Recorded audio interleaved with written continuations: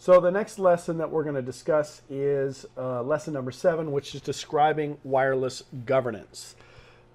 Sending information through wireless devices implies the use of this radio frequency spectrum, and some of that spectrum is reserved for licensed frequency usage or licensed usage, and some of it's allocated for unlicensed usage. Different countries have different rules about which transmission power is allowed in those specific frequencies.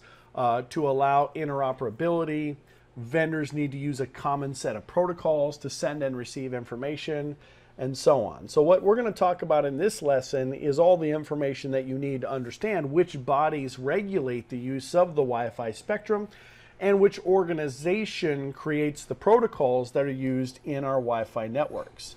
We're also going to take a look at the organizations that ensure that all the vendors themselves are implementing protocols in the same way so that we can maintain interoperability between different vendors' solutions and different vendor platforms.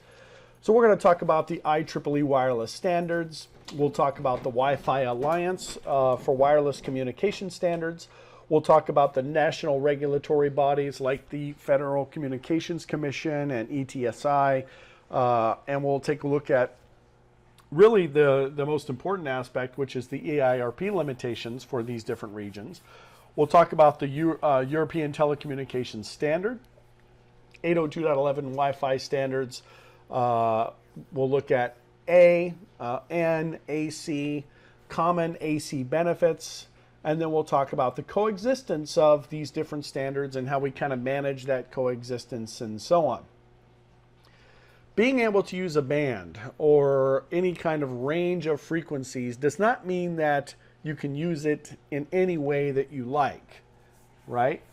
It's very important to understand what the rules are and how we deal with it, such as which modulation technique to use, how a frame should be coded, what type of headers should be in the frame, what the physical transmission mechanism should be, and so on. The IEEE defines these elements, and we're going to go through what those definitions look like throughout the rest of this particular lesson. You're probably aware of this, but IEEE is a nonprofit organization.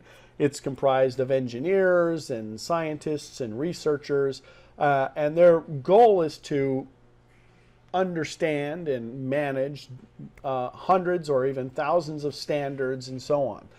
In February of 1980, the IEEE Communications Committee defined several network communication areas which were divided up into working groups. Now that's interesting that we say February of 1980 because I don't know if you guys ever thought about this, but that happens to be 802, right? 2 is February, 1980 is the 80. So that's how the 802.x kind of got established, because this communications committee was defined in 1980. It is why most of the protocols today start with an 802, and that's why we see a lot of these standards. In 1985, the FCC also decided to get involved, and they decided to open up several bands of the wireless spectrum for use without any sort of license or registration and so on.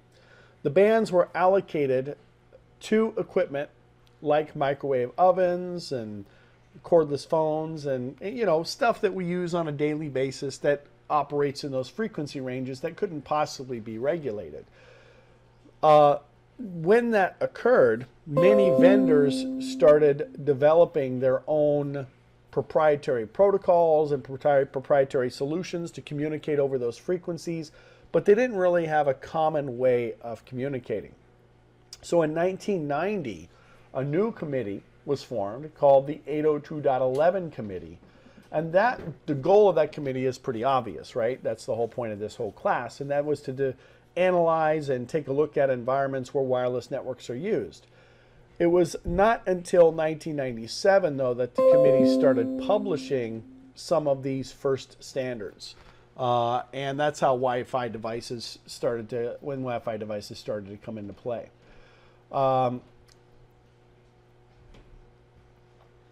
because of the later development, 802.11 radios, it's a better product. The standards define things like receiver sensitivity, MAC layer performance, data rate, security, and so on, because a lot of this technology and a lot of these components were discussed and baked in some of the older proprietary standards. So we're going to kind of go down the path and take a look at some of these different standards in this chapter. It's a very short chapter, shouldn't take too long, and we'll take a look at a lot of these different standards. Not only did we have to define communication standards and protocol standards, but it was very important to understand how vendors developed hardware to make sure that the hardware was interoperable. So when a vendor creates a Wi-Fi device, they follow the .11 specifications, but those specifications don't guarantee that those devices are actually going to be compatible with each other. So some vendors might choose to implement only a part of the protocol specification, maybe a certain aspect of authentication, maybe there's a little tweak to the authentication process. So the Wi-Fi Alliance was created to solve those compatibility issues. A bunch of organizations, more than, well, I don't know how many companies are involved in this group now, but all the major players like Cisco and HP and Dell got involved with this organization to ensure that the 802.11 specifications were fully compatible and integrated into the product so that we could ensure that these products could work together.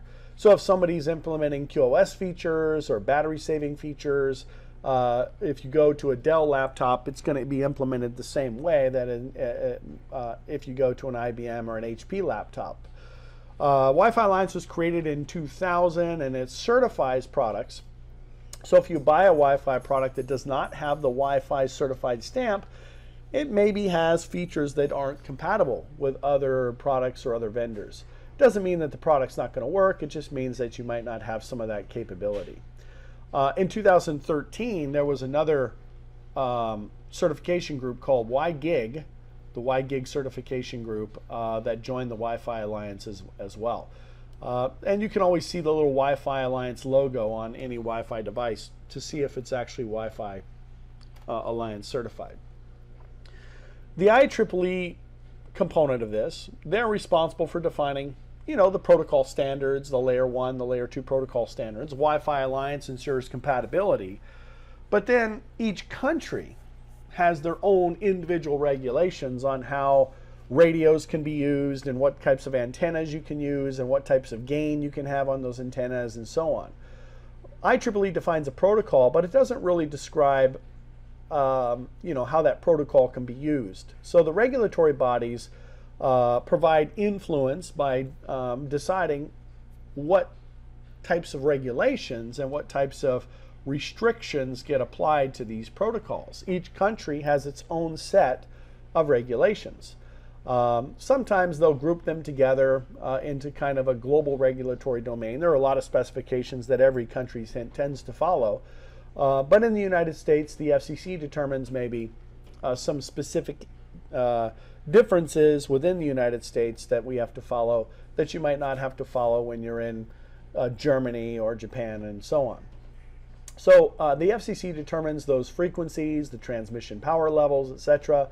Other countries in the American continents choose to follow those FCC rules, or they might come up with their own rules. In Australia, they have their own set of rules. In Europe,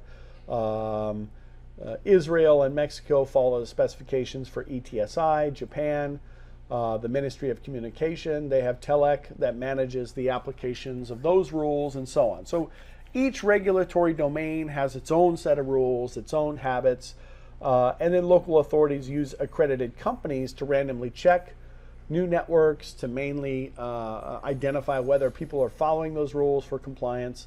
And if a non-compliant network is found, a fine can be applied, or the entity can be simply notified. At worst case, I suppose it could include a prison sentence if it's fraudulent, but most of the time it's a warning or a fine. Other local authorities will provide, kind of a trust by default attitude, and so on. But it's you know, you see this more and more in the private, in non-commercial use, right? At the home, it's not, if I decide to exceed 100 milliwatts, is the FCC going to be coming and banging on my door? No, of course not. You know, if I'm jamming my neighbor's access point or jamming a business access point, then perhaps that would be the case. All right. So it's a process that is managed, and you know, we'll take a look at what some of those regulations are. But again, it's not like if you don't follow the rules, all of a sudden some warning gets triggered and they're knocking on your door. FCC added rules about the spread spectrum. They did that in the early 90s. These rules require that an antenna that's sold with a product has to be tested and approved with that particular product.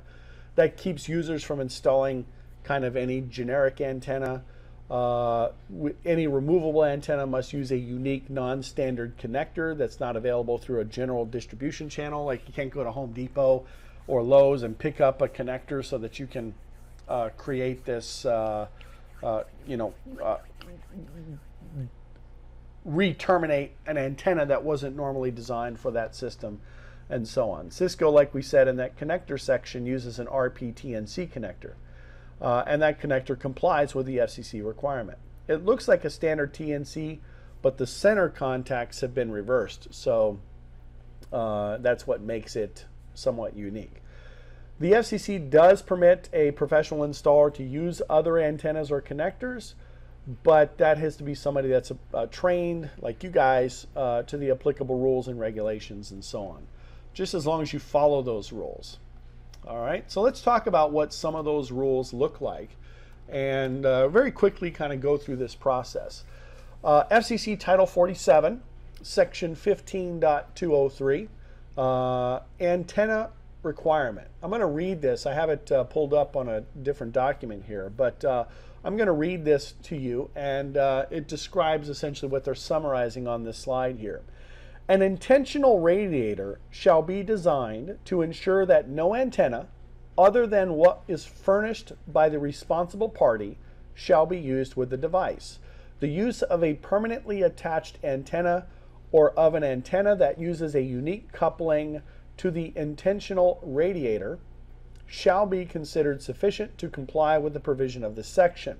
The manufacturer may design the unit so that the user can replace a broken antenna, but the use of a standard antenna jack or electrical connector is prohibited.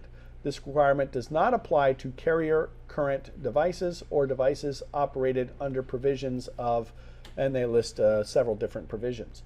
Further, this requirement does not apply to intentional radiators that must be professionally installed, such as a perimeter protection system, some field disturbance sensors, or to other intentional radiators. Any other intentional radiator must be measured at the installation site in accordance with 15.3.1d. However, the installer shall be responsible for ensuring the proper antenna is employed so that the limits in this part are not exceeded.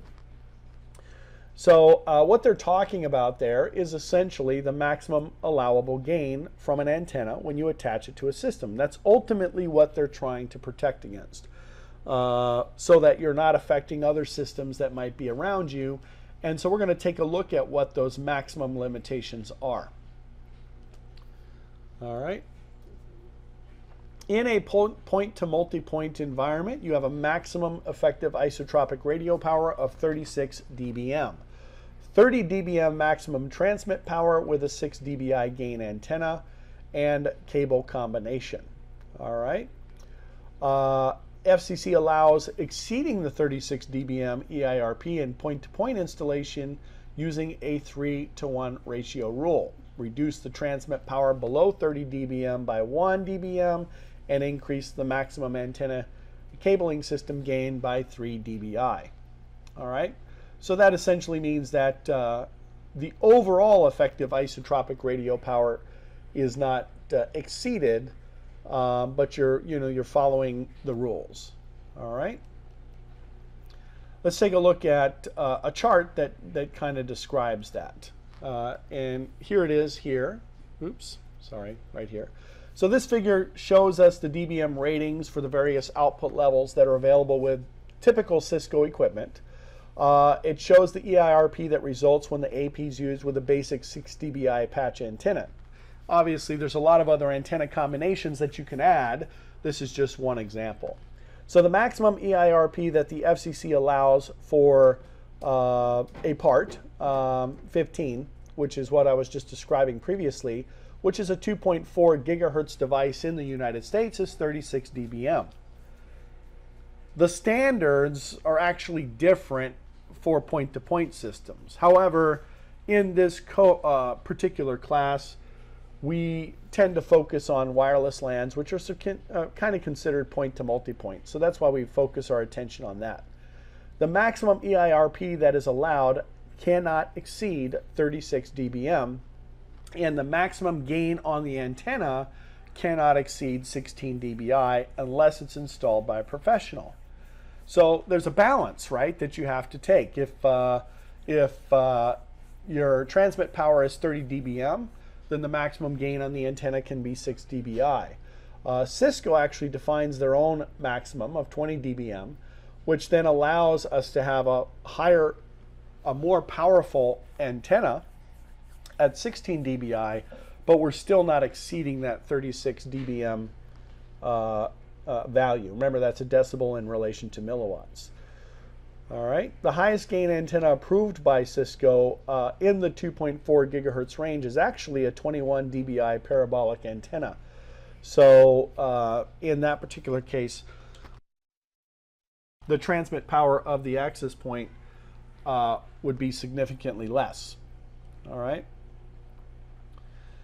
Now in Europe, they follow a different document, a different set of rules, of course.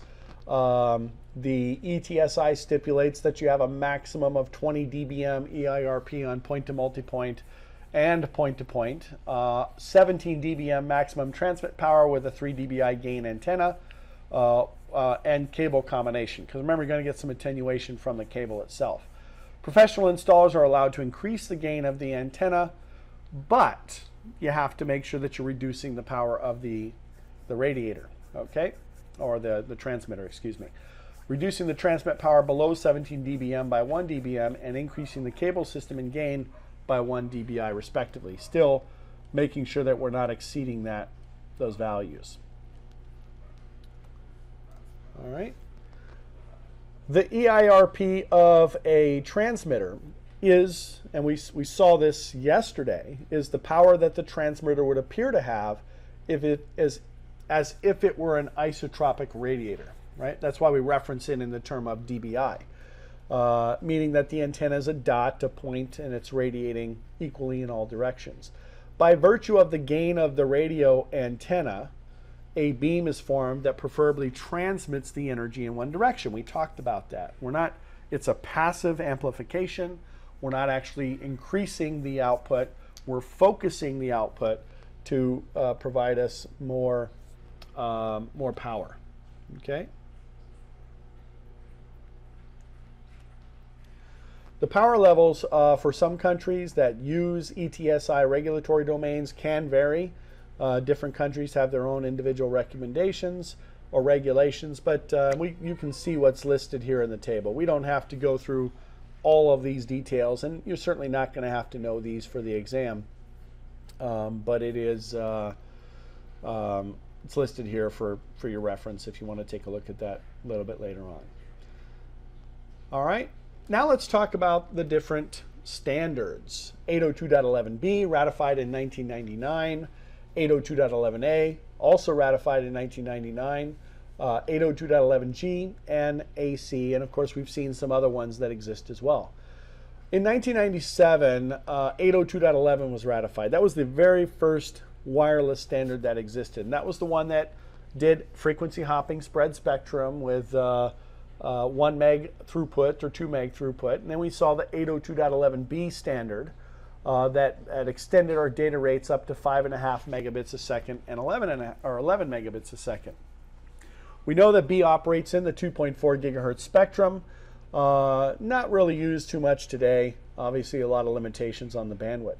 The G standard, which was ratified in June of 2003, operates in the same spectrum as B, and it's backwards compatible with B, but it supports additional data rates because of the orthogonal frequency division multiplexing and how we use the 4QAM and the different ways of doing the modulation, right? So we have data rates of 6, 9, 12, 18, 24, 36, 48, 54 megabits per second. Using that same frequency spectrum, right? The same 11 channels, 22 megahertz wide, et cetera, et cetera. We talked about all that. IEEE also ratified the 802.11a standard in 1999, but the first A compliant product didn't really begin to appear until like maybe around 2001 because there was really a limitation. Yes, you got the higher data rates, but there were distance limitations in that. When you go to the higher frequencies, 5 gigahertz in this case, you're going to see some degradation in the signal path, right? You can't go as far, you can't go through walls. I mean, you can, but you're going to see more effect on that signal. But it does deliver a maximum data rate of 54 megabits per second, uses orthogonal frequency division multiplexing, which is a multi-carrier system like we talked about, right? Multi-carrier meaning that we have those sub-channels and so on. So it's nice that we talked about all that in one of the previous lessons, and if you're looking at these online, make sure you go back and take a look at the spread spectrum lesson because it talks about all of these concepts. OFDM creates those sub-channels to overlap and provide a high spectral efficiency. The modulation technique that's used in OFDM is a lot more efficient than spread spectrum techniques that were used in B, and we talked about that. It still operates in the unlicensed portion of the 5 gigahertz band. It's immune to interference from devices that operate in the 2.4 gigahertz band, like microwave ovens, cordless phones, Bluetooth devices, and so on. 802.11n was ratified as a standard in 2009. There were a lot of changes with this protocol, right? It introduced not only the use of both frequencies, right, 2.4 gigahertz versus 5 gigahertz, but it also introduced other techniques like MIMO, multiple input and multiple output, where you typically use 2 or 3 antennas to receive and 2 or 3 radios to transmit, plus other signal processing things to improve range, reliability, and throughput. And we'll talk about, we actually have a lesson that talks about all of those techniques to wrap up this particular session. Now, the standard actually supports data rates up to about 450 megabits per second. And then with MIMO technology, it allows us to multiplex multiple independent data streams into or within one channel. Then we see the ratification of 802.11ac, and that's actually being released in different waves, wave 1, wave 2, wave 3, and so on. I believe we're in wave 2 now, possibly going into wave 3. I'd have to look at the dates specifically, but 802.11ac builds on N, so it uses the 5 gigahertz range. It uses OFDM, but the way that the channels are allocated and the way that the modulation occurs, right? It uses a 256 QAM coding so that we get those much, much faster data rates. And the channels can actually be aggregated, right? 20 megahertz or 40 megahertz or 80 megahertz in wave 1 and up to 160 megahertz in wave 2. So the first iteration of 802.11ac, which is wave 1, has a data rate of up to 1.3 gigabits per second. You see that on the bottom part of the slide there. The second generation, wave 2, has data rates up to about 6.9 gigabits per second. So, and actually we've gone beyond that as well. So we're now encroaching in areas of where the wireless communication is more efficient and much faster, provides more throughput than the wired communication. And that's why we see such a shift over to using wireless not as just an ancillary product, but as a primary product for communication. So let's go ahead and do a little bit of a deep dive here in each of these different products and each of these different protocols. Just one slide each, just to kind of hit some of the high points for each of these protocols. Obviously, when we get to the more modern protocols, we'll spend a little bit more time.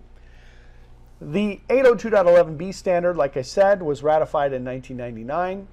Products were actually introduced into the market before the standard was ratified because it was really very much based on the original 802.11 standard, which was developed in 1997. As we talked about before, 11 channels available in the United States. Only 3 channels don't overlap, 1, 6, and 11. In the ETSI domain, 13 channels are available. And having 13 channels makes it possible to have those 4 non-overlapping channels, 1, 5, 9, and 13. Even though the noise level, like I said, of each is higher than the 3 in the US, because there's a little bit of overlap on the shoulders. Japan has an additional channel at the top end of the band, and you can use this channel independently. So we have 1, 6, 11, and 14 in Japan, and so on. So that was part of the B standard. If we look at the G standard, the primary differences that we see between the B standard and the G standard are essentially the modulation techniques, right? OFDM was added to DSSS to provide us this ability to operate up to 54 megabits per second. We talked about that in the spread spectrum chapter. It was ratified in June of 2003. Again, because G was operating in the same range, the same frequency, products were actually being shipped before the standard was ratified because it was identified that the G data rates would be very similar to those used by A, and G used the same frequencies as B. So G was very backwards compatible with the B standard.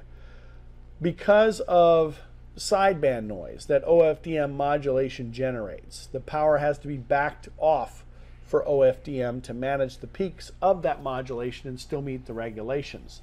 We're not talking about what you can configure, it's just basically the standard. So the overall maximum power settings do vary from country to country. I think with DSSS we can go up to 100 milliwatts at 20 dBm, 50 milliwatts at 17 dBm, and then that's when we start to see the power levels kind of synchronize between DSSS with CCK and OFDM. 30 milliwatts on both, 20 milliwatts, 10 milliwatts, 5 milliwatts, and 1 milliwatt. And remember, 1 milliwatt is our 0 dBm reference. All right, the 802.11g protocol defines several backwards compatible mechanisms would be. You see that listed here on the chart, and the first mode that we see listed there, 802.11g client devices must also be B compliant. Even though the devices send and receive at G data rates, they can detect and they can understand signaling that's sent by a B compatible client. And we can do that because we're operating in the same frequency spectrum. If a client is unable to achieve say 12 megabits per second in 802.11g mode, then it can try to use 802.11b at 11 megabits a second instead of falling all the way back to 6 megs a second. And that's, to make sure that we're achieving a similar data rate, right? There is another optional mode that 802.11g protocol allows, and that's CCK OFDM hybrid. I don't see if it's listed here. No, we just see the CCK and OFDM.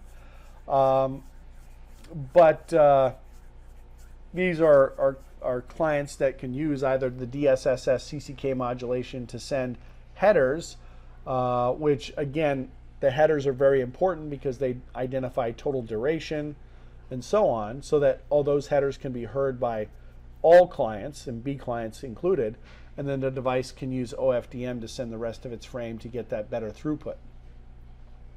All right. Had you looked at this particular slide prior to our discussion this morning about spread spectrum technology, you probably wouldn't have understood what modulation with subchannels represented, or encoding, and so on. So hopefully by reflecting back into that wonderful 2-hour discussion we had about spread spectrum, this chart makes more sense to you. All right. Now, the 802.11a standard was ratified as a standard in 1999, the same year as B. Provided technologies like hyperLAN, wasn't really used too much in everyday use. There were 28 channels that were defined with different data rates of as much as 54 megabits per second. But the channels that are available in any one of the regulatory domains will vary. We saw that when we were looking at the UNII variations and how the United States or the FCC regulatory domain has more channels available than the other regulatory domains. If you remember, UNII 1 operated from the 5.15 gigahertz range to the 5.25 gigahertz range. That's that lower band frequencies, and that defined 8 channels, 34 to 38, with only 4 non-overlapping channels. All right, there's a lot of information that we can go back and look at that we discussed previously. Again, I don't think that there's going to be a whole lot in the exam about these concepts, but it is kind of important to understand, at least initially, as you're going through learning everything, to understand these fundamentals. Because the 802.11a standard operates in a different frequency range, it's completely incompatible with B or G, makes sense. But 2.4 and 5 gigahertz equipment can operate in the same physical environment. And actually it does that without any interference whatsoever. It doesn't involve a one-for-one trade-off. So you can add a .11a network and overlay that on top of your 11b network without any issues. All right. 802.11a provides data rates of 6 megabits per second, 9, 12, 18, 24, 36, and 48, with a maximum data rate of 54 megs a second. We see that on the slide here. IEEE requires a mandatory support for data rates of only 6, 12, and 24. So, and you'll see that in the settings of your wireless access point. 802.11a and G uses OFDM as a modulation technique. We went into a lot of details about that. We know how OFDM works. It breaks one high-speed data carrier into these lower speed subcarriers, which then transmit in parallel, and each high-speed carrier is only 20 megahertz wide. We break that up into 52 subchannels, about 300 kilohertz wide. It's actually a little bit more than that, 315 and change. And then OFDM uses only 48 of those subchannels for actual data transmission. And then, like we said, it uses the remaining 4 for error correction, and then there's a couple of other channels reserved for other features. Okay? So at the low end of the data rate gradient, 6 megabits per second, we use BPSK. And we encode at 125 kilobits per second. These are numbers that I was giving you guys in that other chapter, and I don't think we had a slide that referenced those values. So it's good that we see that here, and you can reference this a little bit later on. I'm not going to go through the whole list here, but you can see we go all the way up to 64 QAM with a data rate per sub-channel of 1125 kilobits per second. Multiply that times 48, and you get a data rate, total combined data rate of 54 megabits per second. Okay? Then we move into 802.11n, kind of a widely used protocol today, ratified as a standard in 2009, and specified additional enhancements like channel bonding and packet aggregation and block acknowledgement, multiple input, multiple output antenna technology, and so on. So not only are we dealing with handling communication at 2 different frequencies, right? 2 different radio frequencies, like the 2.4 gigahertz spectrum and the 5 gigahertz spectrum, but we're adding all these other enhancements. It is backwards compatible with A and G because it does operate in those frequency ranges. But businesses will utilize this technology primarily because of the additional bandwidth that you get. This has become kind of the de facto standard. Actually, I would say at this point, AC has become more of a standard today, but there are still a lot of end clients out there. Other features include a 40 megahertz wide channel, packet aggregation, like I said, block acknowledgement delivers, throughput enhancements, and then we have improved signaling and control through MIMO-enabled clients and so on. We'll talk about those enhancements in another lesson. That'll be, like I said, the last thing that we'll talk about in the theory section here. Then we get 802.11ac, ratified in 2013, operates in the 5 gigahertz spectrum. Initial deployment, like I said, was wave 1, up to 80 megahertz wide channels using 256 QAM coding and 1 to 3 different spatial streams. The next wave is wave 2, up to 160 megahertz wide channels, 1 to 4 spatial streams, and multiple user, multiple input, and multiple output. Again, something we'll talk about later. The thing about 802.11ac is that the device has to be able to support all the mandatory modes of A and N. So, an 802.11ac AP can communicate with A clients and N clients using an A formatted frame or using an N formatted frame. So if an AP were an 802.11 AP, excuse me, an 802.11 NAP, or it could act like an 802.11 NP. Let me say that one more time. It's a lot of letters and numbers mixed in there. It can act as if it is an 802.11 NAP. All right. So what are some of the other benefits that we see when we move to these kind of newer standards of N and AC? Obviously much higher data rates because we do channel aggregation, so we can combine a lot of bandwidth. Increased number of spatial streams, which also increases the quality of the signal as well as the bandwidth. Higher levels of modulation, like 256 QAM, shorter guard intervals, MAC efficiency, and so on. A lot of these techniques we'll dive into here in a little bit. We do see a significant amount of increased throughput in this case, as you can see depicted on this chapter, on the slide here. Physical data rates going from 54 megs of throughput. Well, the physical data rate is 54 megs, but because it is half duplex, 24 megs of throughput. And 802.11a, and then all the way up to with 64 QAM R3.4 with short guard intervals up to a physical data rate of 600 megabits per second and an actual throughput of about 420 megabits per second. And that has to do primarily with the 256 QAM,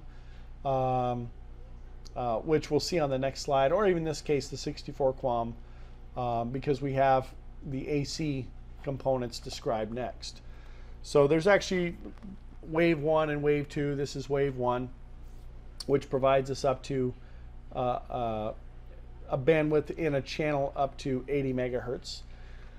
But you can see the throughputs go up significantly here, right? Remember the 256 QAM, which allows for 8 bits per wave form, provides a much higher data rate and much better front-end communication, right? Better channel state estimations and so on. The number of spatial streams, up to 8 spatial streams, which provides a physical data rate of 3,470 megabits per second, or 3.4 gigabits per second. If we go into wave 2, then we see the speeds increase even more significantly.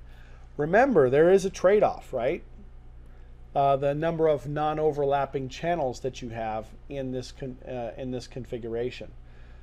But if you consider how wireless clients communicate and how they compete for wireless bandwidth, is it better to transmit at a much faster speed with fewer non-overlapping channels, Or is it better to have more non-overlapping channels but have to transmit at a much slower speed?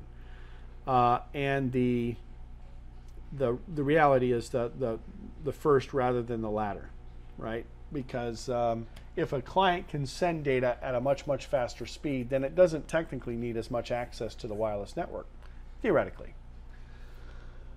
802.11n and AC specifies two different guard intervals. There's a 400 nanosecond short guard interval, and then there's an 800 nanosecond long guard interval. The purpose of the guard interval is to introduce or mitigate, I guess I should say, issues with propagation delays, reflections, multipath type things. So the guard interval is about spacing between transmissions of the individual bits, not the client's transmission, but the individual bits. The longer the guard interval allows for the spacing to mitigate more interference, but the initial specification is did call for this longer guard interval. I think we saw that on the previous slide here. Yeah, you see that here in 802.11a and n with the First Amendment with 64 QAM R34. And we also see it here in this specification as well, at least the first one for AC. All right. If you decrease the guard interval, in other words, take out that air gap or that spacing between the symbols, then you can increase the data rate significantly. So we go from a 293 megabit per second physical data rate to a 433 megabit physical data rate. Now that does take into account that we're going from 64 QAM to 256 QAM as well. All right. I know it's a lot of information. It's a ton of information. A lot of stuff that we're talking about here. But it's good information. At least it gives you an idea of what you can expect from a performance standpoint if you're implementing these different technologies. For the 802.11 MAC process, MAC in this case stands for Media Access Control, right? Which is what it's always stood for. But the idea is that we're trying to get from the data link layer to the physical layer. For 802.11 MAC to operate reliably, the recipient has to immediately acknowledge each unicast frame because we don't have some of the capabilities that we would see in a wired network. So that means that each frame that gets transmitted to an individual address, meaning not multicast or broadcast, has to be acknowledged. 802.11n can support these acknowledgement packets, but it can also use an aggregate acknowledgement. Now you can imagine, and we think about this from a TCP perspective, to increase the efficiency of TCP, what do? We do window size, and we manage acknowledgements based on the window size. This is a very similar concept. So what we do is we send several frames in a row before kind of globally acknowledging the receipt of all those frames.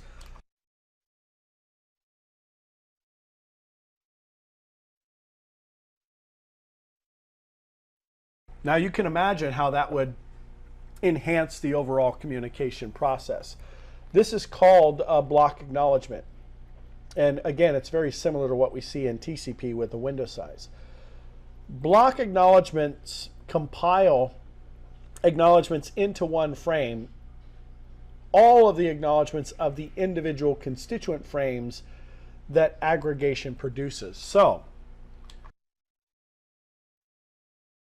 unlike TCP, where we're just sending an individual acknowledgement, in this case we are sending all of the acknowledgements, but we're sending them in a single frame.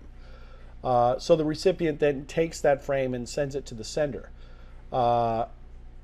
This approach provides a compact, a kind of rapid mechanism that implements selective retransmission of only the constituent frames that are not acknowledged. If you have an environment that has much higher data rates, or excuse me, well, higher data rates, but also higher error rates, this selective retransmission mechanism can actually help in the throughput. But you might be acknowledging frames that could include errors as well. All right.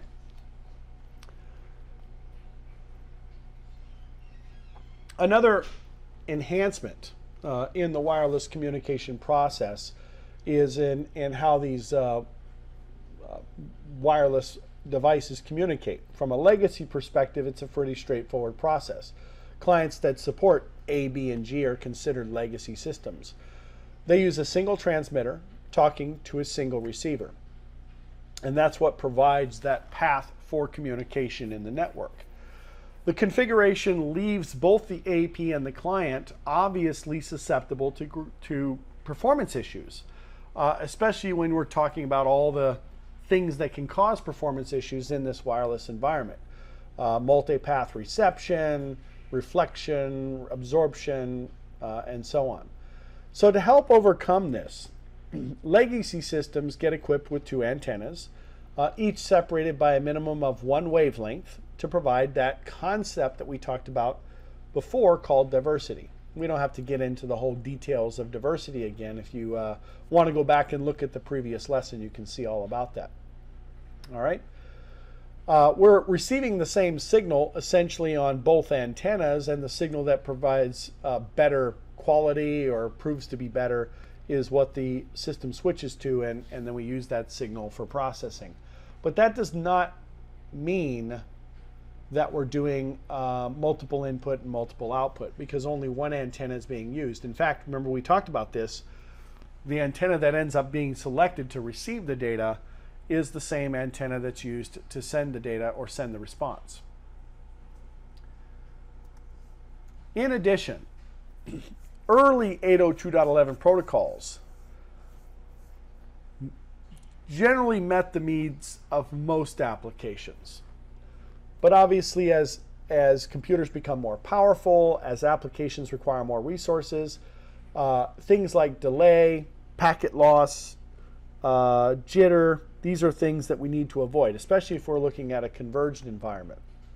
So what 802.11n and 802.11ac does is it makes use of multiple antennas and radios, not for the purposes of diversity, all right, but for the purposes of combining with some sort of advanced signal processing method to implement this technology called MIMO, which stands for multiple input and multiple output. The overall goal of this is to improve the reliability of the link, reduce the likelihood that the packets will be dropped, and so on.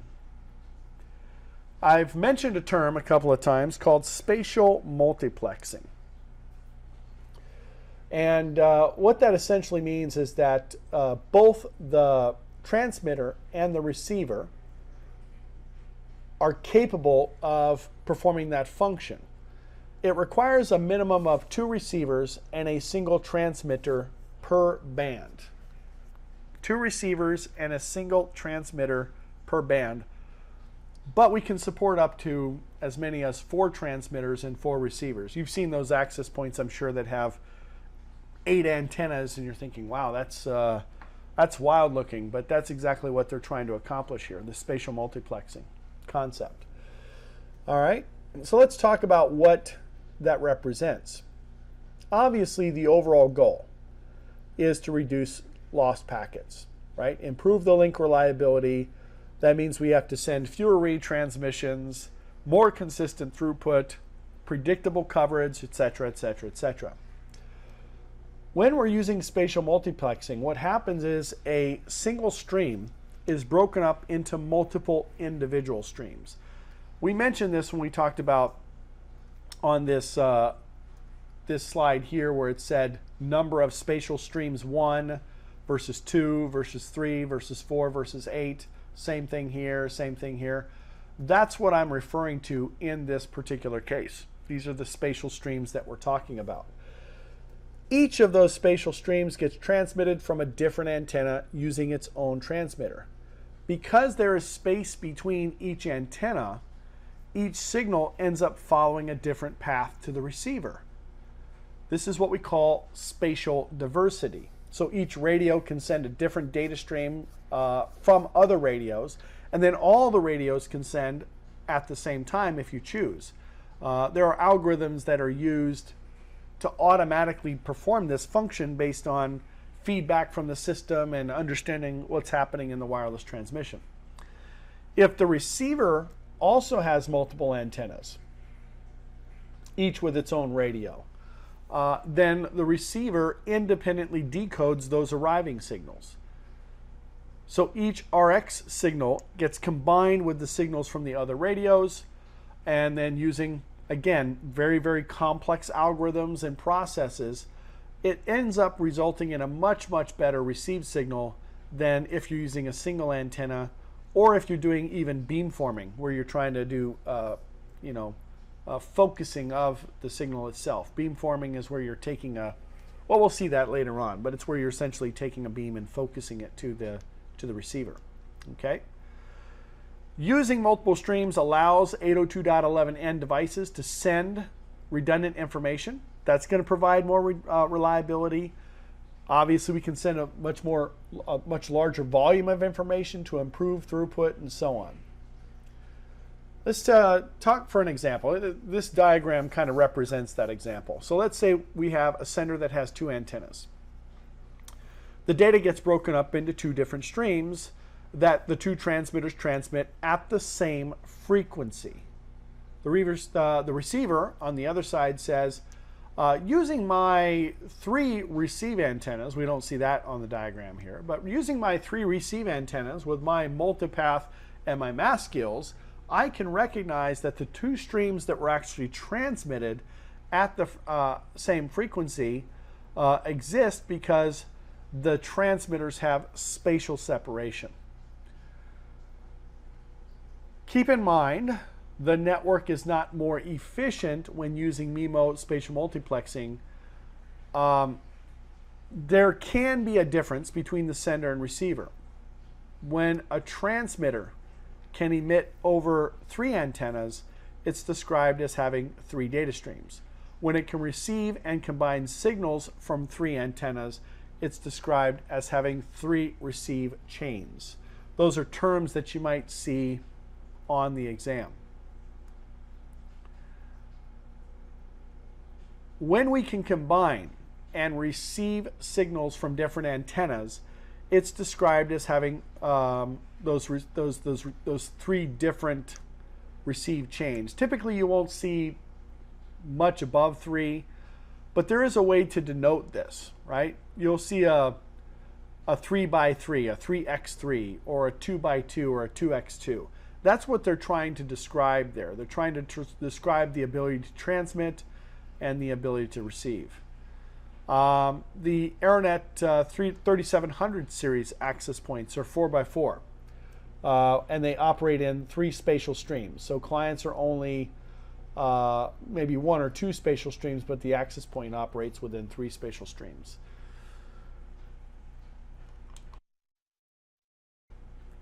The overall goal, of course, more data. Increasing the spatial streams up to 8, using the data that we saw in the tables previously.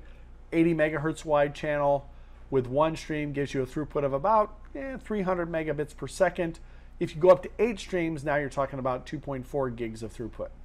And if you widen the channels, 160 megahertz wide channel, that's where we went from 860 so megabits per second with 1 stream and up to 4.9 gigabits per second with 8 streams. That's what we see right here, the throughput. All right.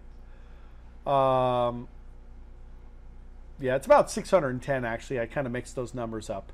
867 physical data rate, but about 610 megabits of throughput. All right.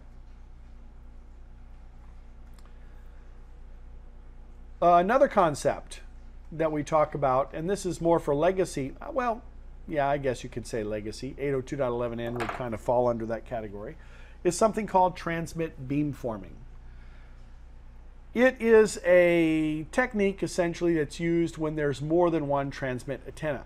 The signal that's sent from each antenna is coordinated so that the signal at the receiver is dramatically improved. In other words, we're trying to focus the signal and ensure that the signal is going to arrive at the receiver in a specific way so that signal is focused. Generally used when the receiver only has one antenna, we're getting a lot of multipath distortion, and so on. How it works is, we do kind of triangulation. We identify where the client exists and identify the space and get feedback from the system to identify how the beams are supposed to be sent. It might be that we don't certainly change the frequency, we don't change the modulation, but we might change the amplitude and so on. Or the phase, I should say. Don't change the amplitude, but the phase. The idea is that, let's say stream 1 here is going to arrive, 20 degrees out of phase. Stream 2 is going to arrive 0 degrees in phase, and stream 3 is going to arrive 40 degrees out of phase. The AP will shift the phase of these outer streams so that when they arrive at the client, all three streams arrive in phase, and we get that upfading that we see so that we get a much stronger signal. Does that make sense? This is actually called sounding, right? 802.11 added the opportunity for the receiver to help the beamforming transmitter do a better job by sending out information to the transmitter. There obviously has to be some sort of feedback in order for us to identify how data is arriving at the client. The goal of any of these techniques is to ensure that we're providing the best possible communication option to the client from the transmitter. And it's all about throughput, right? We're simply trying to increase the amount of throughput that's available for our clients. Spatial multiplexing and transmit beamforming, they're used when you have multiple transmitters. MRC is the counterpart of transmit beamforming. It takes place on the receiver side, or usually on the AP. Depends on whether the sender is .11n compatible or not. The receiver has to have multiple antennas to use this particular feature. In this case, the receiver is the AP, as you can see from the diagram there.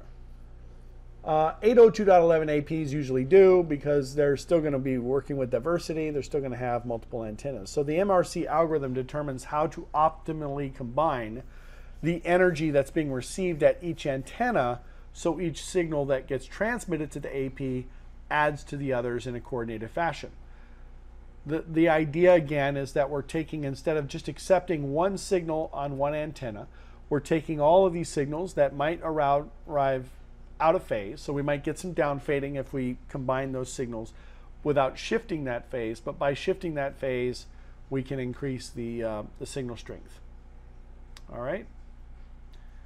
This is not related to multipath. Multipath issues come from the fact that one antenna receives a reflected signal out of phase. Now, that out of phase result can be destructive to the signal quality because, well, as the AP accepts that signal, MRC uses that signal that comes from the 2 or 3 physically distinct antennas, and it combines them together, basically placing them in phase so that we have that increased signal strength. All right. If you have 3 received chains, you'll have 3 chances to read each symbol that gets received. That's going to help to increase the quality of the signal itself. Multipath might still come into play. Each antenna might still receive a reflected signal out of phase, but we can utilize MRC to kind of take that and make it an advantage, rather than simply discarding the one of the signals.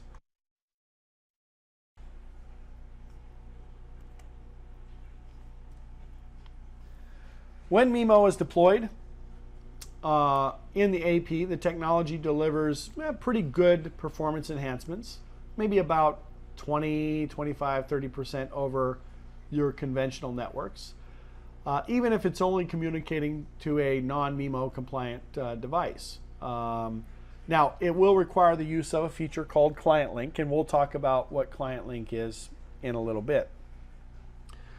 Ultimately, though, if I'm incorporating both MIMO-enabled APs and MIMO clients, then I get significant gains. All right. The benefits: better receive sensitivity for a stationary client using beamforming, better receive sensitivity for the AP using MRC, better receive sensitivity, higher data rates combined with channel bonding and increased throughput and so on. All right. Now we're going to talk about a technology that is significant in changing how we communicate today. It is called MU-MIO. And there are a couple of variations of this, but we'll start by kind of just talking about some of the basic functionality. All right. MU stands for multi-user. MIMO is multiple input and multiple output. It, in this particular scenario, you have a set of users or wireless clients, and each of those wireless clients have one or more antennas, and they communicate with each other. In contrast, when you talk about single user MIMO, that considers a single multi-antenna transmitter for communicating to a single multi-antenna receiver. Very similar way that OFDMA adds multiple access user capabilities to OFDM. We never talked about that particular protocol, but I don't think we'll get into it. Okay. MU-MIMO adds multiple access or multi-user capabilities to the MIMO technology. Now, that's by definition what it is, but let me try and describe in a little bit more detail how it actually functions and how it enhances the communication. If the multiple users are spatially distributed transmission resources, at the cost of signal processing, we can use this MU-MIO to leverage that environment, right? Again, in comparison to conventional or single MIMO, we consider only local device multiple antenna dimensions, whereas multi-user MIMO algorithms are developed to enhance the MIMO system when the number of users or the connections is greater than one.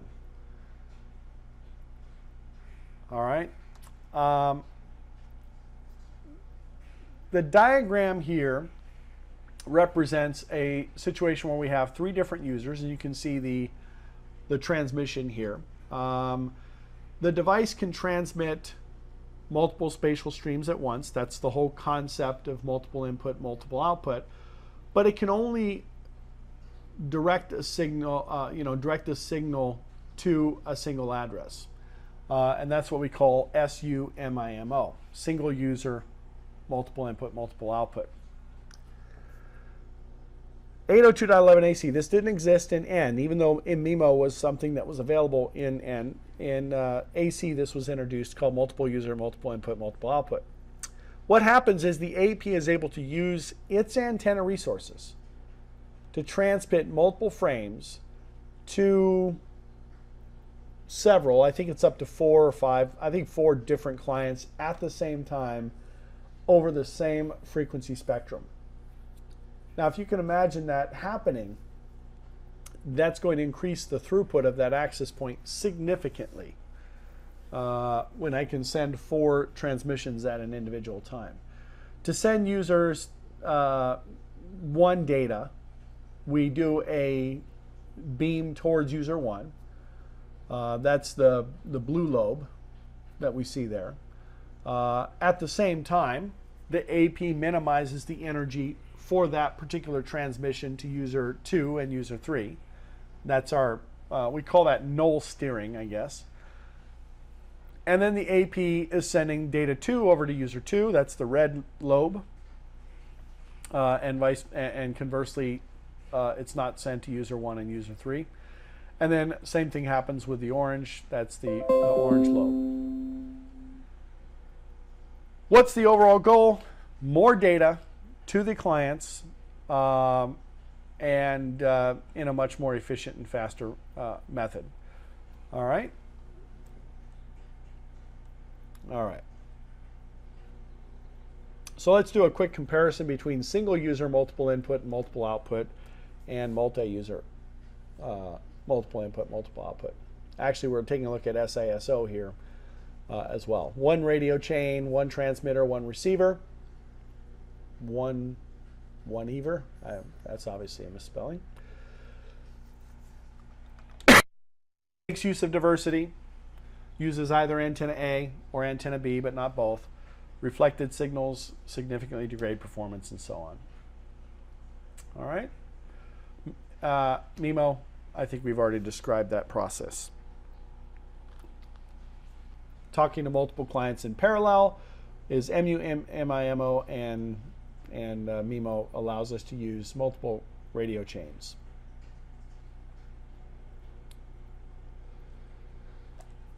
Now, all of these are enhanced standards. So if you have an 802.11a client or a G client, they're not going to be able to support these standards.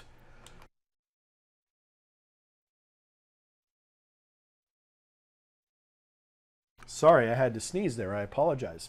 They cannot support these standards based on the technology that's implemented, right? Beamforming and so on. So the clients that don't support standards-based beamforming, they can use something called client link. This is a Cisco proprietary concept. There's a couple of different versions, client link 1, version 2, version 3, and you can see the differences between the versions listed here. You can see the benefits, right? The number of transmitters to improve reliability in client link 1 is 2. Client link 2 supports up to 4, etc., and so on. Client link 1, which came out, gosh, I don't know when that came out as a standard. It's been a while since whenever we went from ABG over to N and then went on to AC. It was designed for single antenna clients or clients using a single spatial stream. The AP can measure the Wi-Fi channel at any time the client transmits, even if it's just one particular packet.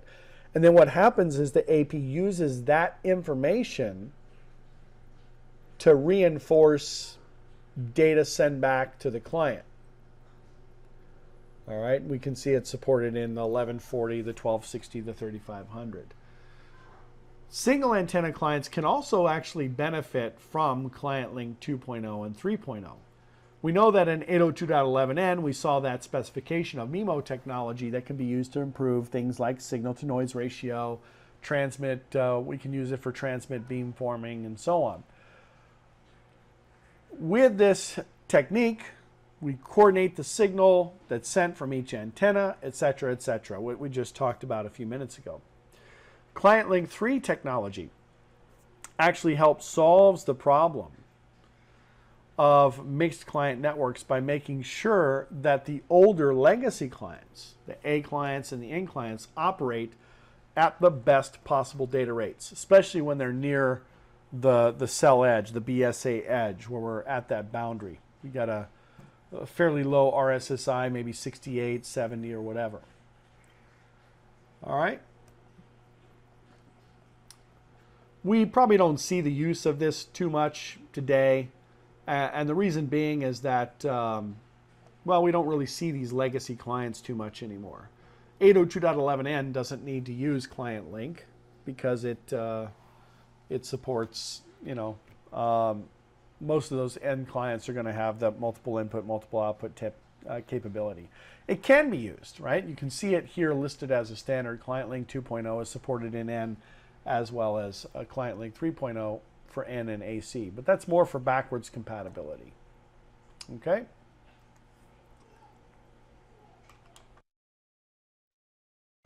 And there are some other limitations to Client Link as well. One of the last things we'll talk about here is coexistence of different standards.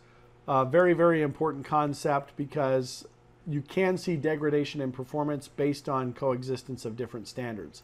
So we're going to just spend a couple of slides talking about this concept. 802.11g we know is backwards compatible with B. So B devices and G devices can reside on the same in the same cell connected to the same AP. But obviously 802.11b devices don't understand OFDM, so they can't detect the G clients that unless those G clients are doing that mixed mode operation where they're sending their headers using DSSS modulation and then sending the data using OFDM modulation. The 802.11g protocol imposes a protection mechanism to prevent collisions in this environment. The AP and the clients use this mechanism. The clients start using it when the AP signals the presence of any kind of 802.11b client in the cell. Again, it's so that the B clients don't step on the toes of the G clients because of the different modulation techniques. So when a B client is detected, the AP tells the clients by sending information in its beacons as part of the process. It's called the non-EIRP present.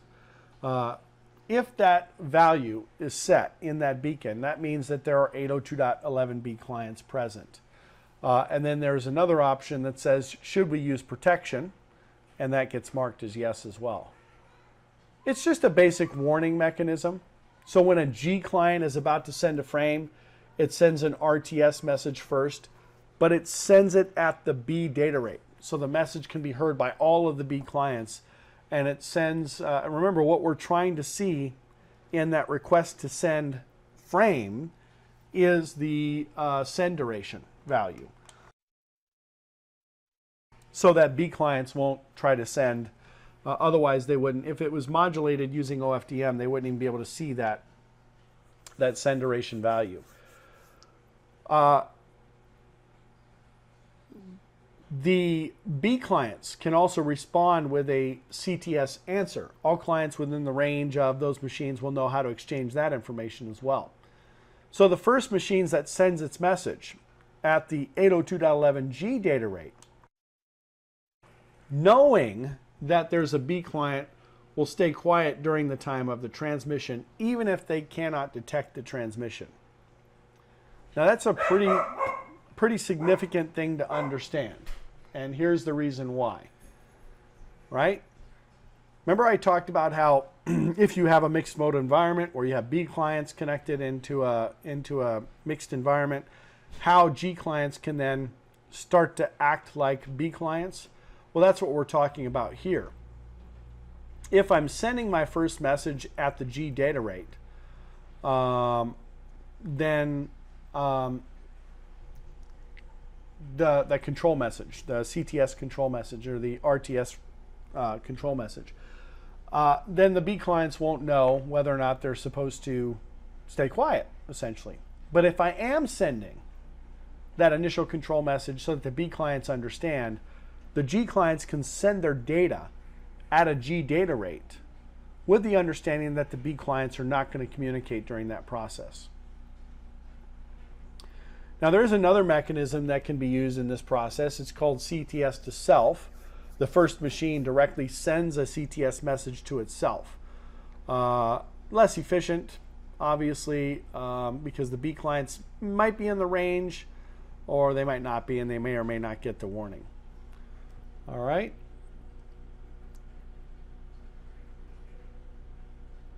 Now, I'm going to explain this, and again, not so much something we concern ourselves with today. because we really don't even see B or G clients in most modern networks today. There is a downside to the CTS to self process. It's going to cause reduced throughput of the entire cell, the BSA, dramatically. Right? Let's say I have an average bandwidth of about 22 megabits per second. That bandwidth falls to about 8 megabits per second if there's a B client present in the cell. All right, so there's going to be huge degradation for the whole network. And the only way to really avoid that phenomenon is to remove all the B clients from the cell. Now, the way we do that is we simply disallow the B data rates, because the mandatory B data rates don't exist in the OFDM modulation technique. So by disallowing the mandatory B data rates, we're essentially saying that B clients can no longer connect to this G environment. A lot of access points and controllers simply have a drop down that allows you to change that. All right. Obviously with 802.11n, we don't have to worry about it, right? Because 802.11n operates in a completely different frequency than G, so we don't have any kind of collisions. But there is still some consideration with coexistence in these environments, right? Let's take a look. Well, N actually, A doesn't as much, but N, well, I guess it could, right?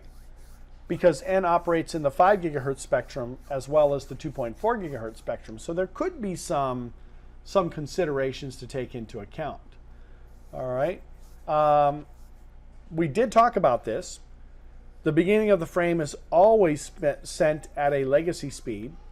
Because it's OFDM, we don't really care about B in this case, but it's sent using the G mandatory speed, right? And then the rest of the data gets sent at 802.11 speed. We have an example here. And in this particular example, the AAP, right, which is the one on the right, is transmitting on channel 40. Now, we know that that falls within the realm of what the NAP can do as well, because it operates in the 5 gigahertz range as well. In fact, the 802.11 NAP is also transmitting on channel 40 as well as channel 36. It's doing channel bonding, but it is using that frequency. The APs can't see each other from an RF standpoint. The client does a CCA, determines that only channel 36 is clear. The AP does a CCA, right? Determines that both 36 and 40 are clear because it can't see the other access point. The 802.11 NAP and the N client basically attempt a conversation. The client sends the data on channel 36, but the AP is going to use both channel 36 and 40 to respond. Because the 802.11 AAP is using channel 40, there's going to be a collision. All right. The only way to really mitigate this problem, because there's no kind of coexistent communication between these access points, is to use some sort of radio resource management where the controller will see interference on a particular channel and it'll just simply move to a different channel. All right. In this example, we have 802.11 AC. Again, we're talking about 11A working with AC. The AC access point actually periodically sends out RTS packets with a 20 megahertz wide format, standard format, but it indicates 80 megahertz of bandwidth. So the client responds with a CTS packet in the 20 megahertz format, but it indicates a 40 megahertz wide bandwidth. That lets the AP kind of know which channels I can use, which channels I can't use. So there are different protection mechanisms built in here as well. All right. Not something you really have to manage, not something that you as an administrator are going to have to concern yourself with too much.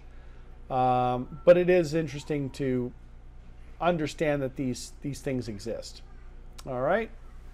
So that wraps up this chapter, and actually it wraps up this entire module. What we talked about is all the different 802.11 protocols, the different standards, 2.4 gig, 5 gig, 450 megs, you know, all the different specifications. We don't have to go through the whole list here. B, G, 802.11a, 802.11n, AC, and so on. We talked about channel sizes, how different techniques that different technologies use to do things like beamforming and spatial multiplexing and all kinds of multiple input, multiple output technologies and so on. All right. So that concludes module number 1, which is our theory module. Now what we're going to do is we're going to get into module number 2. We'll take a quick break before we do that, but we're going to get into module number 2, which is really the hands-on piece. I think this is the part, and from this point forward, that's essentially what we're going to talk about, where you guys get to learn the actual administrative functions and so on. All right, so we'll take a quick break, and then we'll get into the next module.